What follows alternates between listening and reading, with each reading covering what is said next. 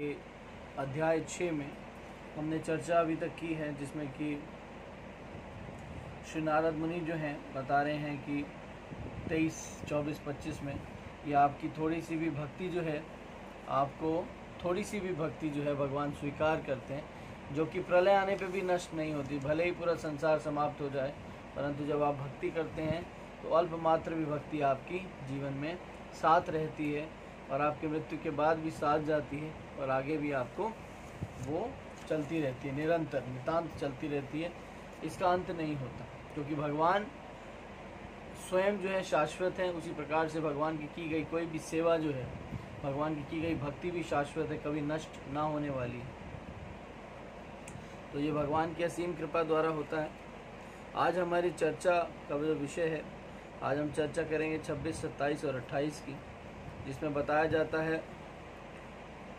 कि Narad Muni started chanting and eventually meet with death and got a spiritual body. कि भगवान का नाम जपते जपते उन्होंने इस भौतिक जगह शरीर को छोड़ा और उनको पुनः आध्यात्मिक शरीर प्राप्त हो गया। ओम नमो भगवते वासुदेवाय, ओम नमो भगवते वासुदेवाय, ओम नमो भगवते वासुदेवाय। श्लोक संख्या 26।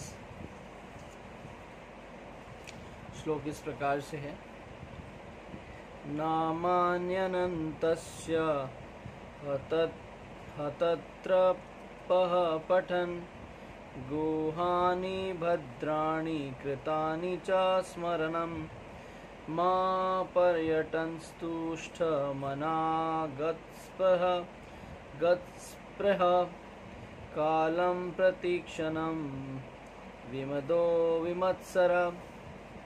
अनुवाद इस प्रकार से है। इस प्रकार भौतिक जगत की समस्त औपचारिकताओं को उपेक्षा करते हुए मैं बारंबार श्री भगवान के पवित्र नाम तथा यश का कीर्तन करने लगा। तो यहाँ सारे भौतिक जगत की समस्त औपचारिकताओं को, all formalities, I refuse all formalities and always taking the holy name of the lord, कि मैं निरंतर भगवान का नाम यश का कीर्तन करता रहा। श्री भगवान की दिव्य लीलाओं का ऐसा कीर्तन एवं स्मरण कल्याणकारी होता है कि जब हम भौतिक जगत की चीज़ों को त्याग देते हैं और उसमें कोई सरोकार नहीं रखते और निरंतर भगवान के यश का गान करते रहते हैं, कीर्तन करते हैं, नाम करते हैं, भजन क्रिया करते हैं, तो इसकी क्या होता है, यह हमारे लिए कल्याणकारी होता है। इस प्रकार मैं पूर्ण रूप से संतुष्ट, विनम्र तथा ईश्वर द्वेष रहित होकर, तो यहाँ 3 चीज़ें बताई गई हैं कि अगर आपको जीवन में संतुष्टि का अनुभव करना है तो केवल नाम के आधार पे हो सकता है। जीवन में वही विनम्र है जिसने भगवान के नाम का सहारा ले लिया। तीसरा क्या बताया है, द्वेष रहित, जो ईर्ष्या और द्वेष से रहित है, जो द्वेष नहीं करता इस भौतिक जगत में। ये 3 गुण कहाँ से उत्पन्न होते हैं, जब हम निरंतर भगवान के नाम का जप करते हैं। द्वेष रहित होकर संपूर्ण पृथ्वी पर विचरण करने लगा। तो विचरण क्यों करने लगे, जब वो द्वेष रहित हो गए, जब वो संतुष्ट हो गए और जब उनके अंदर विनम्रता आ गई, तो उन्होंने क्या देखा, सारे संसार को जीवात्मा के रूप में देखा और सबको प्रचारित करने लगे, भगवान का नाम सुनाने लगे। आगे तात्पर्य में जगत गुरु श्रीला प्रभुपाद क्या लिखते हैं, पढ़ते हैं। जगत गुरु श्रीला प्रभुपाद की जय। श्री नारद मुनि ने अपने व्यक्तिगत उदाहरण द्वारा श्री भगवान के निष्ठावान भक्त के जीवन का सापेक्ष से वर्णन किया। तो यहाँ पर नारद मुनि जो हैं वो भगवान की सेवा कर रहे हैं, अपना वेदांत बता रहे हैं, अपने जीवन में जो घटा वो बता रहे हैं। किस लिए बता रहे हैं, ताकि आगे आने वाली जो भक्त समाज है, भक्त समुदाय है, उनको उदाहरण मिल सके। तो जो हमारे 12 महाजन हैं या जो भगवान के गुणावतार हैं नारद मुनि, वो अपने कार्यकलापों द्वारा भक्त को प्रोत्साहन दे रहे हैं, भक्त को सिखा रहे हैं कि भक्ति किस स्तर पे जाके करनी चाहिए। ऐसा भक्त श्री भगवान के या श्री भगवान के प्रमाणिक प्रतिनिधि के दीक्षा ग्रहण करने का, भगवान की महिमा का गंभीरता पूर्वक कीर्तन करता है। तो यहाँ पर दूसरी बात क्या बताई जाएगी, प्रमाणिक व्यक्ति जो भगवान का प्रतिनिधि है उससे दीक्षा ग्रहण करके क्या करता है, संपूर्ण संसार के विचरण करता है ना, जिससे अन्य मनुष्य भी भगवान की महिमा का श्रवण कर सके। तो एक गुरु के माध्यम से वो शिक्षा को ग्रहण करता है, दीक्षा को ग्रहण करता है, भगवान और उसके बीच में पारदर्शिता लेके आता है, ट्रांसपेरेंसी लेके आता है। उसके बाद भगवान को समझने के बाद वो विचरण करता है और सबको क्या कहता है, जारे देखो तारे कहो कृष्णा उपदेश। चैतन्य महाप्रभु ने कहा, क्योंकि चैतन्य महाप्रभु स्वयं भक्त थे, है ना। तो यहाँ पर जिसको जहाँ देखता है कृष्ण की चर्चा करता है, प्रचार करता है। ऐसे भक्तों को भौतिक लाभ की कोई इच्छा नहीं होती। तो भागवतम में भी बताया गया है कि भगवान की चर्चा करने के लिए किसी धन संपत्ति की आवश्यकता नहीं है, केवल एक ही व्यापार करना है, कृष्ण प्रेम देना है और उसके बदले में कृष्ण प्रेम स्वीकार करना है। एक ही व्यापार जीवन में होना चाहिए, अन्यथा भौतिक व्यापार से हमारा ज्ञान, हमारी बुद्धि, हमारा प्रेम सब नष्ट हो सकता है। उनकी एकमात्र इच्छा यह होती है, क्या होती है एकमात्र इच्छा? उनकी एकमात्र इच्छा यह होती है कि वे श्री भगवान के धाम को वापस जाएं। भक्त की इच्छा यही होती है कि कब मैं अपने स्वामी से मिलूंगा, क्योंकि उनके और भगवान और भक्त के बीच में विरह का संबंध होता है, उसी को प्रेम कहते हैं। यथा समय भौतिक शरीर को त्यागने पर उन्हें यह अवसर प्राप्त होता है। जब ये भौतिक शरीर त्याग देता है, इस भौतिक शरीर को इस समय त्याग देता है, तब क्या होता है, भगवत धाम को प्राप्त करना उसके जीवन का परम लक्ष्य रहता है। इस भौतिक जगत को जब वो त्यागेगा, इस भौतिक शरीर को त्यागेगा, तब जाके उसको आध्यात्मिक शरीर और भगवान की कृपा प्राप्त होगी। अतः वे ना तो किसी के ईर्ष्या करते हैं और ना ही भगवत धाम जाने हेतु सुयोग होने का उन्हें अभिमान होता है। कि अगर योग्यता हो भी जाती है किसी भक्त की कि वो भगवत धाम जाने के योग्य बन जाए, तो भी उसको भगवत धाम जाने की योग्यता पे कभी अभिमान नहीं होता है। वो अपने आप को हमेशा सहिष्णु मानता है, पतित मानता है, सबसे छोटा मानता है। यही एक भक्त के आचरण है। अगर आपके जीवन में कभी लगे कि आपको अहंकार उत्पन्न हो रहा है, तो आप समझ लीजिए भक्ति से आप कोसों दूर हैं। अगर आप सामने वाले को अपने से महान मानते हैं, तो आप समझ लो भक्ति में आप अग्रसर हैं। क्यों? क्योंकि कहते हैं कि एक तुच्छ प्राणी भी, जो बहुत गिरा हुआ पतित प्राणी भी है, उसके अंदर भी कोई ना कोई खूबी है, और भक्त जब उससे मिलता है तो उसकी उस खूबी को जान लेता है और अपने आप में टटोलने लगता है कि ये अच्छाई तो मेरे अंदर है नहीं, ये तो केवल इसके अंदर है। तो भी उसके सामने भी अपने आप को सहिष्णु मानता है, झुका हुआ, छोटा मानता है। ये एक भक्त के लक्षण है।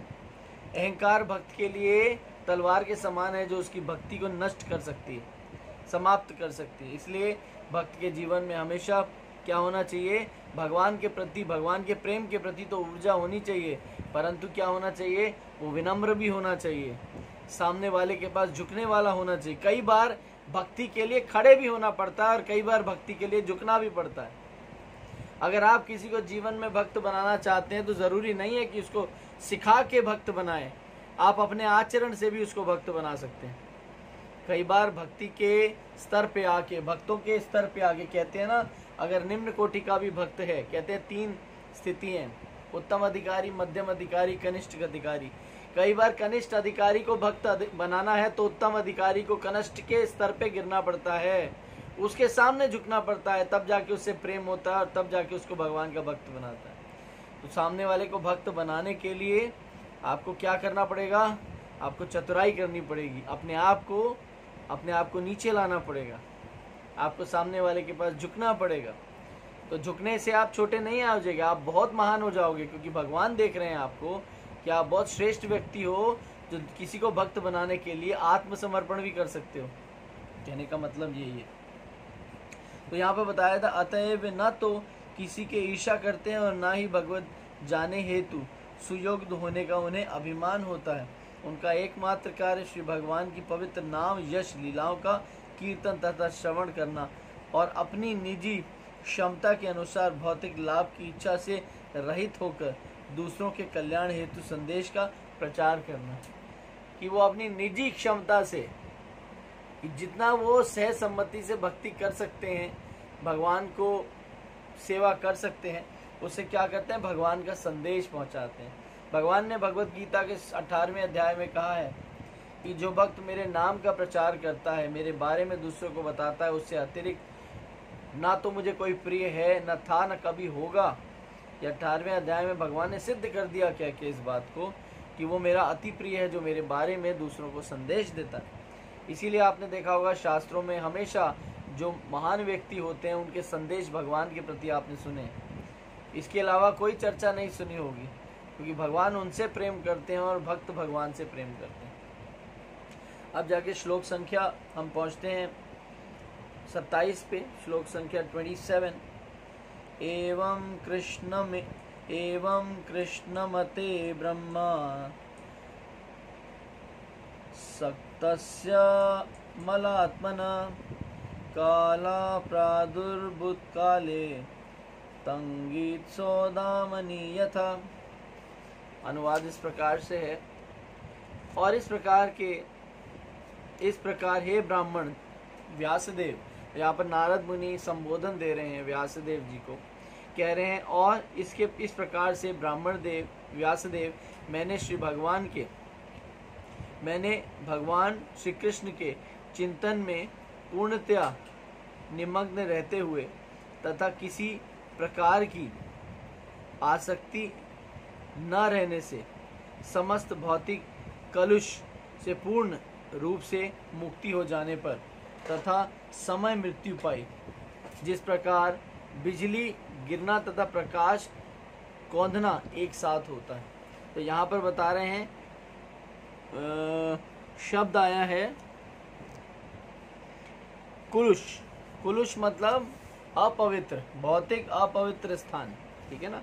तो यहाँ मैंने सब कुछ त्याग के क्या किया, केवल भगवान का नाम जपता रहा, और नाम जपने से मेरे को ऐसी मृत्यु मिली जिस समय एक समय में ही मेरा भौतिक शरीर नष्ट हो गया। बिल्कुल कैसे, जब बिजली इस भौतिक जगत में गिरती है तो किसी चीज को नष्ट भी कर देती है और प्रकाश भी फैला देती है और लुप्त हो जाती है, आप समझ रहे।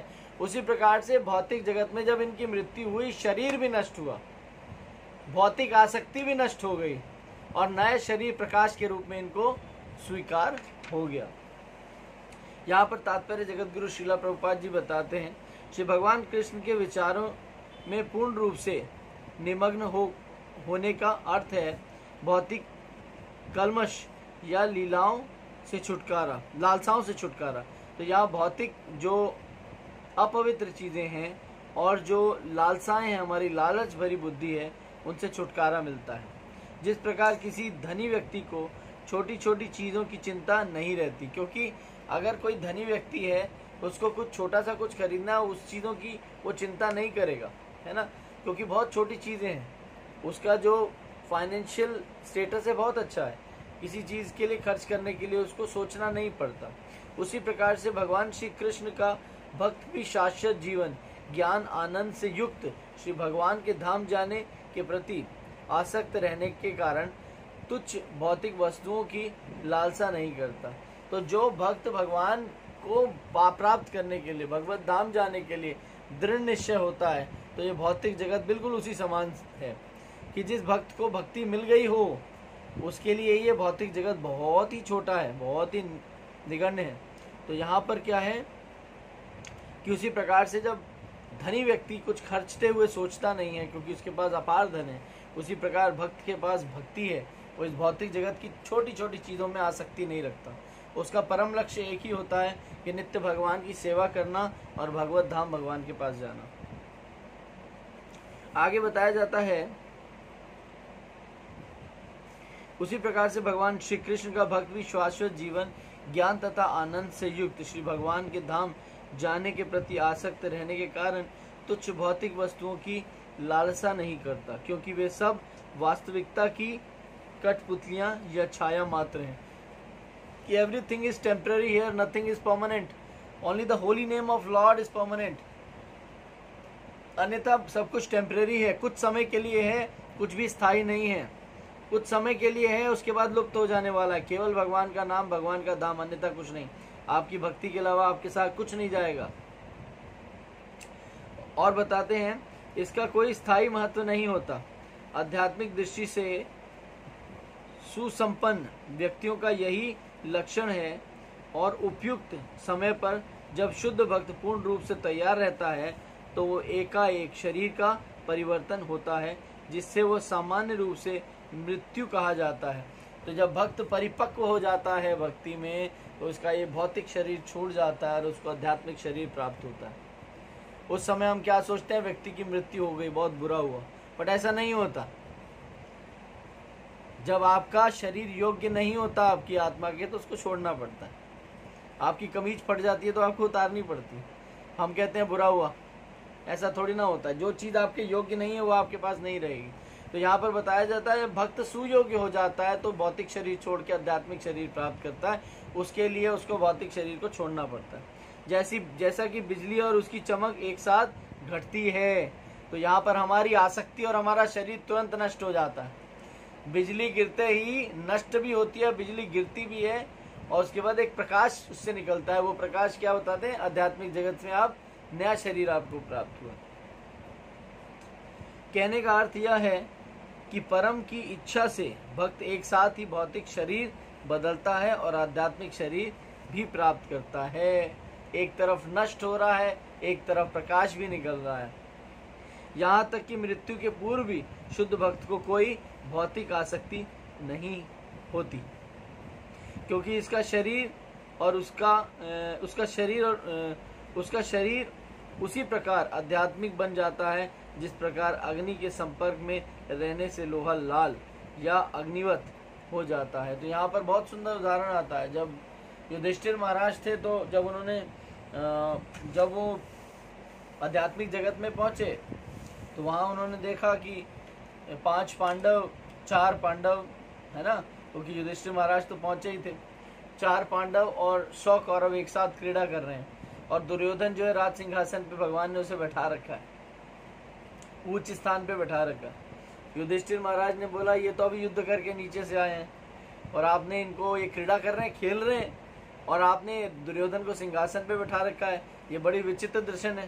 भाई ऐसे दर्शन कैसे हो सकते हैं? अभी अभी युद्ध किया और अभी अभी मैत्री हो गई, आप फुटबॉल खेल रहे हो, क्रिकेट खेल रहे हो, ऐसे कैसे हो सकता है? तो भगवान ने कहा तुम्हारे साथ अभी एक घटना घटी है। बोले तुम आध्यात्मिक जगत में आ गए हो, तुम्हारे मन में ये प्रश्न उठा क्यों, मालूम है तुम्हें? बोले युधिष्ठिर महाराज बोले क्यों उठा? बोले आप अपना शरीर लेके आध्यात्मिक जगत में आ गए हैं। क्योंकि युधिष्ठिर महाराज को तो पता ही नहीं था भौतिक और आध्यात्मिक में अंतर क्या है। वो निरंतर भगवान के शरणागत रहते थे। तो क्योंकि वो वैसे ही दिव्य पुत्र थे, तो उनका शरीर भी दिव्य था, उनको पता ही नहीं था शरीर क्या होता है। वो तो आत्मा के ही स्वरूप से अपने काम करते थे कि मैं शरीर नहीं हूँ, मैं आत्मा हूँ, ये केवल भगवान की सेवा के लिए मुझे जन्म मिला है, इसके अतिरिक्त मेरे जीवन का और कोई लक्ष्य है ही नहीं। जब वो आध्यात्मिक जगत में पहुंचे तो शरीर साथ चला गया, इसीलिए उनकी बुद्धि में आया ये क्या हो रहा है। तो उन्होंने बोला अपने शरीर को तुरंत त्यागो और अपनी आत्मा के स्वरूप को प्राप्त करो, तब तुम्हें समझ में आएगा। तो जब उन्होंने ऐसा किया, तुरंत दुर्योधन ने अपना स्थान छोड़ा और युधिष्ठिर महाराज को वहाँ बैठा दिया। बोले भैया अब मैं क्रीड़ा करने जा रहा हूँ। तो कहने का तात्पर्य हमारी दृष्टि भी तभी वही देखती है जब हमारे साथ कोई आसक्ति जुड़ी होती है। भले उनकी मंशा नहीं थी, फिर भी उनके साथ शरीर जुड़ा हुआ था, है ना। तो यहाँ कहने का मतलब है कि व्यक्ति जब आध्यात्मिक जगत में आ जाता है तो शरीर भी उसका आध्यात्मिक हो जाता है। उसको शरीर से कोई सरोकार नहीं होता। ये मेरी उंगलियां, मेरा हाथ, मेरा शरीर, ये सब भगवान का ही है, भगवान की सेवा के लिए, मेरा अपना पर्सनल कुछ भी नहीं है। आप समझ रहे? और ये क्षणिक मात्र में कभी भी हो सकता है। एक समय में, एक क्षण में आप भौतिक जगत से जुड़े हो, आप उससे अपना पीछा नहीं छुड़ा पा रहे हो, और एक क्षण में भगवान आपको भक्ति दे दें, आपको किसी चीज से कोई सरोकार नहीं, केवल भगवान की चर्चा, भगवान का नाम, भगवान की सेवा, बस इसके अलावा कुछ नहीं करना। वो क्षण मात्र में कब आपका जीवन बदल जाएगा आपको पता भी नहीं चला। भगवान क्या चाहते हैं वो भगवान पे निर्भर करता है। अगर भगवान से आप प्रेम चाहते हैं तो आपकी क्षमता देखते हैं, भगवान आपकी बुद्धि का स्तर देखते हैं कि आप मुझसे जुड़ना चाहते हो कि नहीं जुड़ना चाहते। आप 1 कदम बढ़ाते हो, भगवान 10 कदम आपको आगे पहुंचा देते हैं, ठीक है ना। ये भक्ति में होता है केवल। श्लोक संख्या 28। प्रयुज्यमाने मयिन्तां शुद्धां भगवतीं तनुम् आरब्ध कर्म निर्वाणो नया पतत पांच भौतिका। अनुवाद इस प्रकार से है। श्री भगवान के पार्षद के लिए उपयुक्त दिव्य शरीर पाकर मैंने 5 भौतिक तत्वों से बने शरीर को त्याग दिया कि भगवान का क्या, भगवान की कृपा प्राप्त करके भगवान का जब पार्षद बना तो मैंने क्या किया, अपने भौतिक शरीर के जो 5 तत्वों से बना था उसको त्याग दिया, और इस प्रकार कर्म के सभी अर्जित सकाम फल प्राप्त हो गए। ठीक है ना। तो यहाँ पर बताया जाता है कि उन्होंने 5 तत्वों से बने शरीर को छोड़ दिया। जल, वायु, आकाश, पृथ्वी, अग्नि, ये 5 तत्वों को छोड़ के उनको भगवान का पार्षद बनने का सौभाग्य प्राप्त हुआ और उन्हें दिव्य शरीर मिला।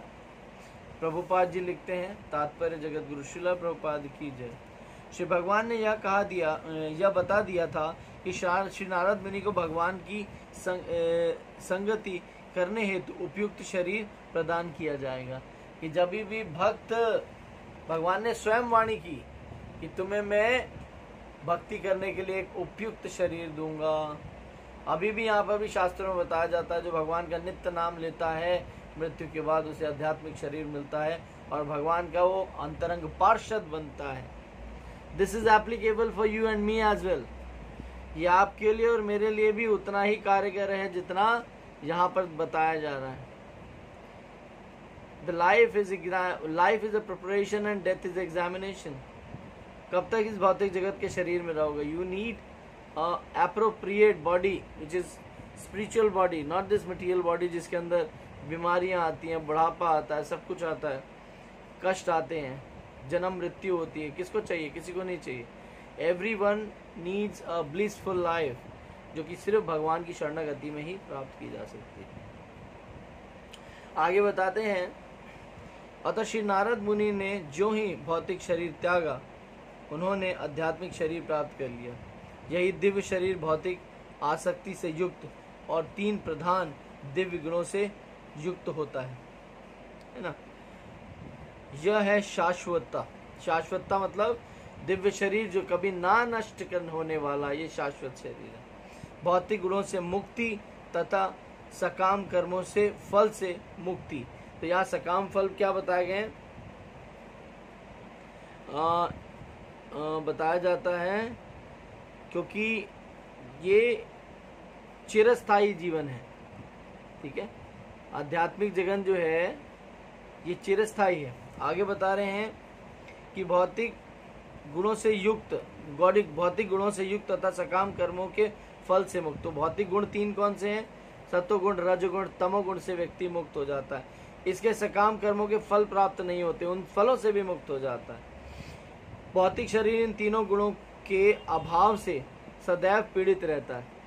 कि ये भौतिक जगत में ये जो 3 ताप हैं हमारे, जो सत्वगुण, तमोगुण, रजोगुण, ये पीड़ा देने वाले हैं। यही कारण है जो हमें कष्ट देते हैं।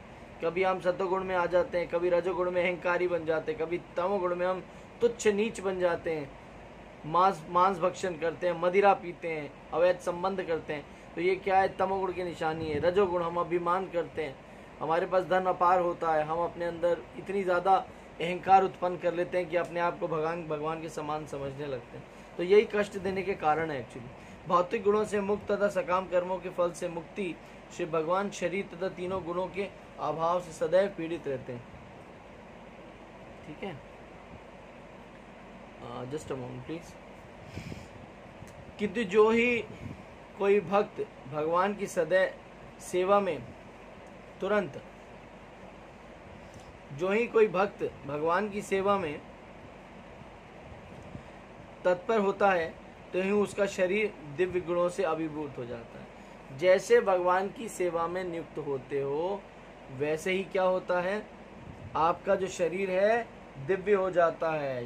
जो this body becomes a transcendental body because you serving Lord, है ना। भगवान की सेवा में लगाई गई हर चीज आध्यात्मिक बन जाती है।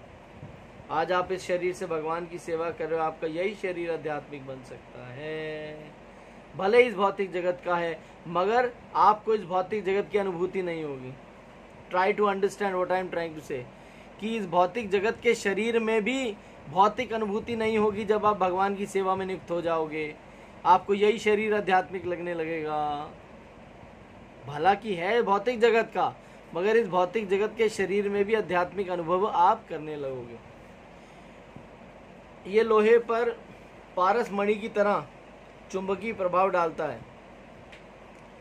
दिव्य भक्तिमय सेवा का प्रभाव भी उसी प्रकार होता है। इसलिए शरीर परिवर्तन का अर्थ है शुद्ध भक्त पर भौतिक प्रकृति के तीनों गुणों की प्रतिक्रिया की समाप्ति। कि ये भौतिक जगत में जो आप तीन गुण हमें ताप देने वाले हैं, mode of goodness, mode of passion, mode of ignorance, ये आपको कष्ट नहीं पहुंचाता। तुरंत क्या है, भक्ति ऐसी है कि छूते ही क्या होता है, आपके जीवन को छूते ही एक पारस मणि की तरह है जो तुरंत इसको पवित्र कर देती है।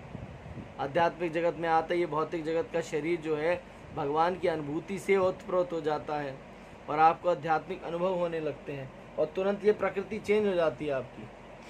जो आपके शरीर की प्राकृतिक गुण हैं वो बदल जाते हैं। प्राकृतिक अवगुणों से हम प्राकृतिक गुणवान हो जाते हैं। आप समझ रहे हो, जो हमारे प्राकृतिक अवगुण हैं शरीर के, जो हमें नाना प्रकार के कष्टों में बांधते हैं, वो अवगुण जो हैं गुणों में परिवर्तित हो जाते हैं, जो नित्य भगवान की सेवा के अंत कुछ नहीं देखते। तो ये भौतिक शरीर भी एक आध्यात्मिक शरीर का आवरण ले लेता है, अनुभव ले लेता है। शुद्ध भक्त पर भौतिक प्रकृति के तीन गुणों की प्रक्रिया की समाप्ति हो जाती है। शास्त्रों में ऐसे अनेक उदाहरण मिलते हैं जिसमें ध्रुव महाराज, प्रहलाद महाराज तथा अनेकों भक्त इसी शरीर की से भगवान का साक्षात्कार कर सके। तो यहाँ प्रहलाद महाराज का, ध्रुव महाराज का उदाहरण आता है। उन्होंने मनुष्य योनि में जन्म लिया, फिर भी भगवान का साक्षात्कार किया क्योंकि उनका दृढ़ विश्वास था। वो शरीर को शरीर नहीं मानते थे, अपने आप को आत्मा मानते थे। तो जिस मति से आप अपने शरीर को उपयोग में ला रहे हो, उसी गति से भगवान की शरणागति में आपका शरीर लगेगा। ये समझने वाली बात है। You are using for material things और you are using for spiritual world, it depends on you कि अपनी वस्तु का किस तरीके से उपयोग किया जाए। मान लीजिए फॉर एग्जाम्पल एक कैमरा है, एक कोडैक का कैमरा है या कोई बहुत अच्छा कैमरा है। एक कैमरे से आप भगवान के चित्र ले रहे हो, है ना, उसके दर्शन बना रहे हो, कैलेंडर्स बना रहे हो, और एक कैमरे से, उसी कैमरे से आप जो है मूवीज़ बना रहे हो, ठीक है ना। मूवीज़ में अश्लील चित्र दिखा रहे हो, लोगों को भ्रमित कर रहे हो, लोगों को पतन की ओर ले जा रहे हो। तो एक ही कैमरे से दोनों काम हो रहे हैं। कैमरा तो यूज़ वही हो रहा है ना, बट आपकी मति है उसको कैसे उपयोग में लेके आना। The same is that the camera is a tool for the object, the same way your body is a tool. आपको कैसे यूटिलाइज करना है ये आपकी मति डिसाइड करेगी। जहाँ मति है वहीं गति है। तो आप अपने शरीर को किस उपयोग में लेना चाहते हो, इट डिपेंड्स ऑन यू, और उसी का परिणाम आपको वैसा ही मिलेगा। अगर आप भगवान की सेवा में उस कैमरे को लगाओगे तो आपको भक्ति में आपको सहयोग मिलेगा, भगवान आपको और प्रेरणा देंगे, कृपा देंगे। मगर वही कैमरा आप फिल्मों में यूज़ कर रहे हो और गलत सलत चित्र दिखा रहे हो, तो वो कैमरा आपको वही फल देगा जो आप दिखाना चाह रहे हो। तो हर चीज़ का रिजल्ट होता है, राइट। तो आप स्पिरिचुअल वर्ल्ड में अगर थोड़ा सा भी कदम आगे बढ़ाते हो तो उसके रिजल्ट आपको ज़रूर मिलते हैं। इसका ये अर्थ यह हुआ कि भक्त के शरीर का गुण भौतिक से दिव्य में बदल जाता है। प्रामाणिक शास्त्रों में आधार पर प्राधिकृत गोस्वामियों का यही अभिमत है। एंड ब्रह्म संहिता में भी कहा गया है कि इंद्र गोप, इसमें लिखा इंद्र गोप कटी से लेकर स्वर्ग के महान राजा इंद्र तक सभी जीव कर्म के नियम के अधीन हैं। तो कोई भी व्यक्ति बिना कर्म के फल से बच नहीं सकता। तो यहाँ पर जो दिया गया है इंद्र गोप कटी, ये कीड़े का नाम है जो लाल रंग का होता है, ठीक है ना।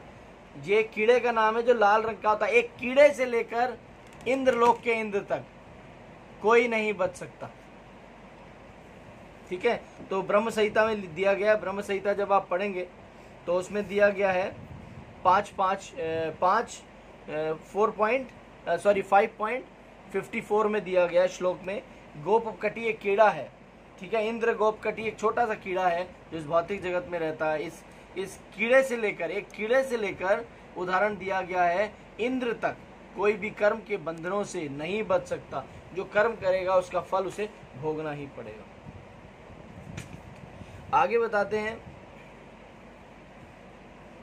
नियम से बंधा है और उन्हें अपने कर्मों के फलों को भोगना पड़ता है।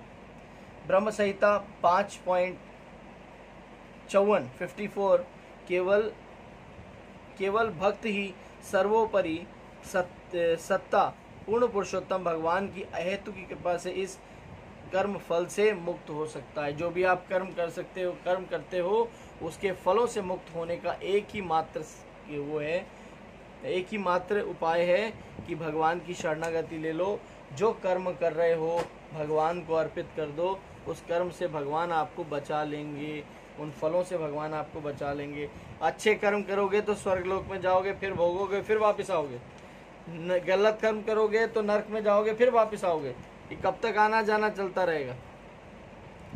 हाँ, ऊपर जाओ नीचे आओ, नीचे जाओ ऊपर जाओ, कब तक चलता रहेगा? आपको करना है अपने सारे कर्मों को भगवान को अर्पित कर दो। उस कर्मों से मुक्त कर देंगे भगवान आपको, ना अच्छा ना बुरा। भगवान कहते हैं जब बैलेंस बिल्कुल नहीं बराबर होता उसके पास, तो उसको आध्यात्मिक बैलेंस देते हैं जी। कहते हैं ना, जब आपका रिचार्ज कार्ड खत्म हो जाता है तो उसमें टॉप अप कराना पड़ता है। तो यहाँ पर जो आपका जो टॉक टाइम भी खत्म हो जाता है और आपका डेटा भी खत्म हो जाता है, इंटरनेट का डेटा। तो यहाँ पर क्या है, आपका मान लीजिए मैं क्या बता रहा था कि जब आप भगवान को कर्मों को अर्पित करते हो तो उससे आपके बुरे कर्म और अच्छे कर्म दोनों समाप्त हो जाते हैं। फिर भगवान रिचार्ज करते हैं आध्यात्मिक जगत से, तब आपका जो डेटा होता है वो प्योर हो जाता है। फिर आपको एक नया डेटा मिलता है, उसका यूटिलाइजेशन कुछ और होता है। ठीक है ना? तो कहने का मतलब हमें भगवान को अपने आप को शरणागत करना चाहिए। यहाँ पर नित्य रूप से भगवान की शरणागति बताई जा रही है कि नारद मुनि ने जाप करते हुए अपने शरीर को त्यागा और उन्हें आध्यात्मिक शरीर प्राप्त हुआ। और अब आगे जो चर्चा होगी 29, 30, 31, 32 में, he traveller everywhere glories to the lord with his veena, कि आगे वो अनेक स्थानों पे गए अपनी वीणा के साथ। क्या करते थे वो? नारायण नारायण। जब उनको सौभाग्य प्राप्त हुआ कि अब मेरे को मेरे भौतिक जगत के शरीर से मुक्ति मिल गई है, अब भगवान ने मेरे हाथ में वीणा दे दी है, अब मैं पूरे स्थानों में जाऊंगा, जगह जगह जाऊंगा, भगवान के नाम की चर्चा करूंगा। तभी वो हर लोक में पहुंच जाते हैं और भगवान का नित्य नाम लेते हैं। आगे चर्चा करेंगे कि वो कहाँ कहाँ गए और कैसे कैसे उन्होंने भगवान का नाम लिया। यहीं इसको विराम देते हैं। किसी का कोई प्रश्न है तो वो पूछ सकते हैं। हरे कृष्णा। आप जब तक प्रश्न तैयार कीजिए, मैं इंस्टाग्राम वालों को थैंक यू बोल दूं। थैंक यू लच्छिंदर प्रभु जी, धन्यवाद प्रणाम। Sachin Prabhu thank you very much. Poonam ji thank you very much for joining. Is there any question? आप इंटरनेट पे आप मुझे कर सकते हैं। We have a very senior devotee from US, his grace Ras Bihari Prabhu ji in Instagram. दंडवत प्रणाम प्रभु जी, कोटि कोटि प्रणाम। आप कैसे आए? Hope everything is fine. Thank you very much for joining. आप काफ़ी देर से ज्वाइन किया हुआ है। अगर कुछ अपराध हुआ तो उसके लिए क्षमा चाहता हूँ। आप सीनियर डिवोटी हैं और कुछ अगर आप बताना चाहते हैं तो प्लीज़ टेक्स्ट करके भेज दीजिएगा, मैं भक्तों को बता दूंगा। Thank you so much. Raghav Prabhu ji thank you so much. T Deswal Prabhu thank you so much. Lachhinder Prabhu, Sachin Prabhu, Poonam ji, और thanks a lot. Any other question zoom पे? Dilip Prabhu ji any question? अनुमता जी, गोविंद प्रभु जी कोई क्वेश्चन है? 13 तारीख को आपके यहाँ प्रोग्राम है अभिषेक का, ध्यान रखिएगा।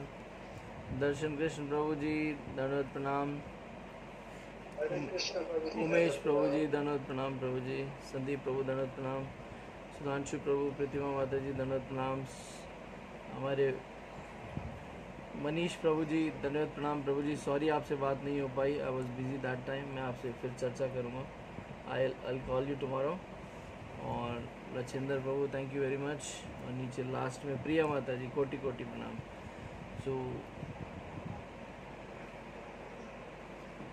किसी का कोई प्रश्न है तो पूछ सकते हैं। जी प्रभु जी, थोड़ा सा ही हमने जो 26वां श्लोक पढ़ा ना प्रभु जी, सबसे पहला वाला, तो इसमें जैसे कह रहे हैं कि भौतिक जगत की समस्त औपचारिकताओं की उपेक्षा करते हुए। हाँ जी, दोबारा रिपीट कीजिए। प्रभु जी जो हमने 26 श्लोक पढ़ा ना, 26 हाँ श्लोक, बिल्कुल जी बिल्कुल। इसमें जो अनुवाद में जो लिख रहे हैं ना प्रभुपाद जी की भौतिक जगत की समस्त औपचारिकताओं की उपेक्षा करते हुए, जी। तो प्रभु जी मतलब भौतिक औपचारिकता मतलब मैं किस बता देता हूँ। औपचारिकता की बात है? इस प्रकार भौतिक जगत की समस्त औपचारिकताओं की उपेक्षा करते हुए, मतलब जो भी मैंने क्या वर्ड बोला था, विच इज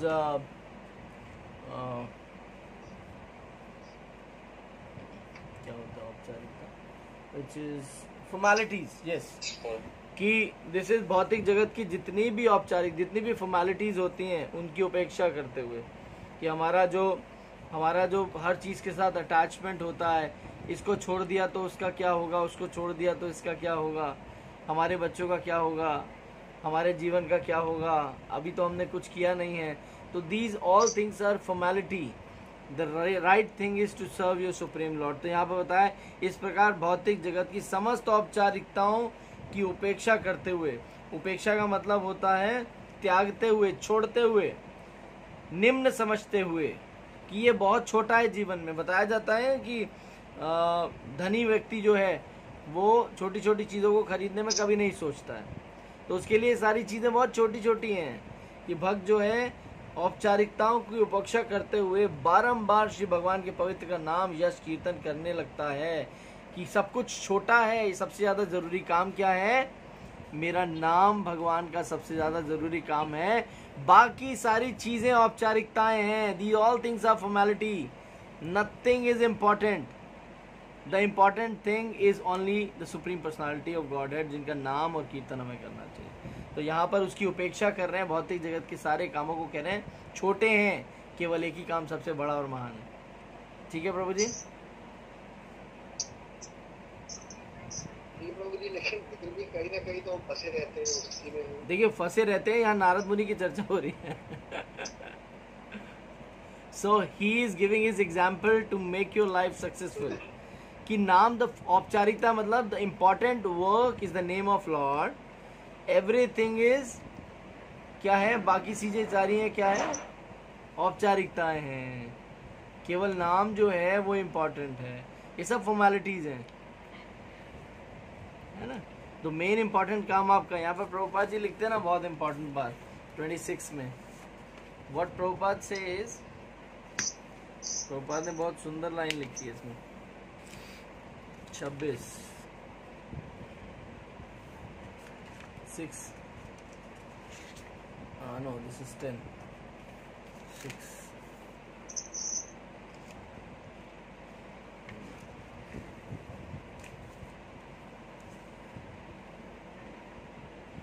लिखा है प्रभुपाद जी ने, lord, the lord's holy name and fame, ignoring all formalities of the material world, and thus I traveled, being satisfied, humble and non-envious. तो यहाँ पर ये बताया, these all things are very formal, formality है सारी, ठीक है ना।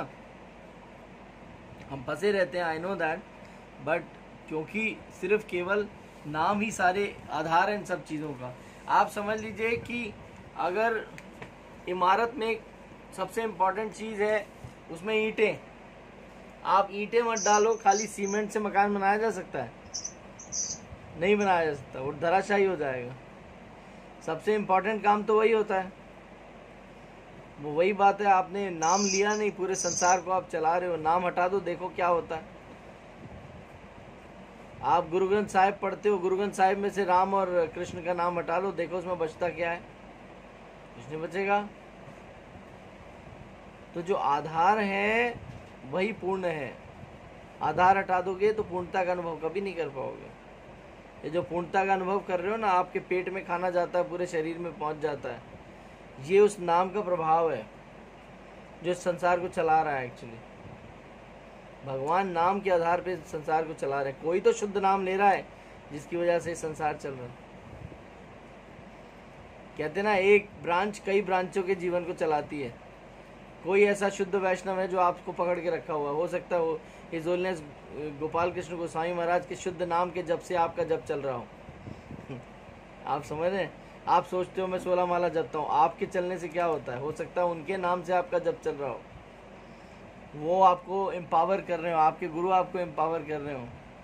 कुछ भी हो सकता है जीवन में प्रभु जी, आप समझ। तो भगवान बहुत सक्षम है, हमें भगवान की सक्षमता का प्रमाण नहीं लेना, हमें प्रमाण देना है कि हम भक्त हैं कि नहीं है। हम भक्त नहीं, हम पूरी तरह कम भक्त हैं इस समय, मगर हमें भक्त बनना है, राइट? ठीक है, आई होप मैंने आपको संतुष्ट किया होगा अपने आंसर से। Thank you so much. ठीक है, any other question? No question? Instagram no question? Thank you very much. यही विराम देते हैं। वांछा कल्पतरुभ्यश्च कृपा सिंधु च पतितनां पावनेभ्यो वैष्णवेभ्यो नमो नमः। वैष्णव ठाकुर की जय, अनंत कोटि वैष्णव वृंद की जय। हरे कृष्णा कृष्णा कृष्णा हरे हरे, हरे राम राम राम हरे हरे। जगत गुरु श्रील प्रभुपाद की